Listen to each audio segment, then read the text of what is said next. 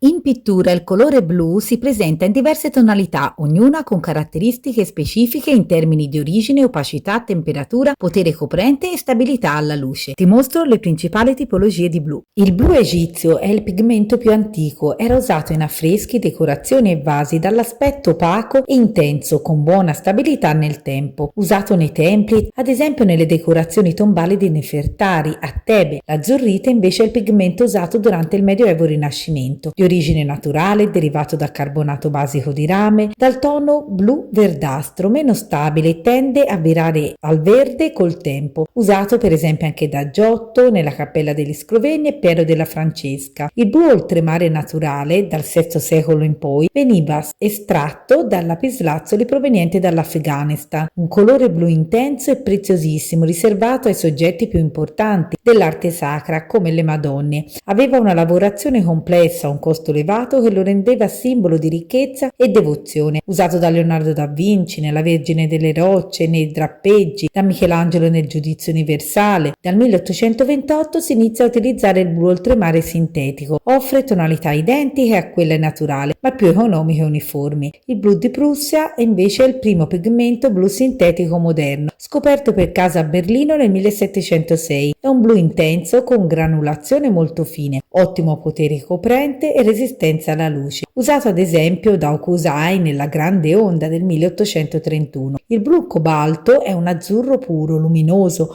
con discreta copertura, molto resistente agli agenti atmosferici, usato da Claude Monet per esempio in Impression Levar del Sole, nei riflessi blu dell'acqua. Il blu ceruleo, dal 1860 circa, ha una tonalità chiara tendente al turchese, una copertura moderata ma un'ottima stabilità, e viene utilizzato soprattutto in acquerello e in pittura a olio da artisti come Pissarro e Sisley, impressionisti che lo preferirono per i paesaggi atmosferici. Dal 1930 circa il colore ftalo blu è un pigmento molto brillante, resistente alla luce e con forte potere colorante, disponibile in molte varianti, più rosate o verdastre. Stabilissimo ed economico, usato in pittura, acrilico, olio, tempere, per esempio da Mark Rothko nelle sue tele monocromatiche, da David Hockney nei paesaggi, nelle piscine, cieli, nei suoi dipinti californiani. Andy Warhol lo usa nelle serigrafie per l'alta brillantezza. Il Mass Blu è l'ultima tonalità di blu a essere stata sintetizzata a partire dal 2009, composto da ossidi di ittrio, indio e manganese, riflette infrarossi e ha elevata stabilità e non tossicità, offre un blu puro e profondo, innovativo per applicazioni artistiche e tecniche moderne. Ciao ciao!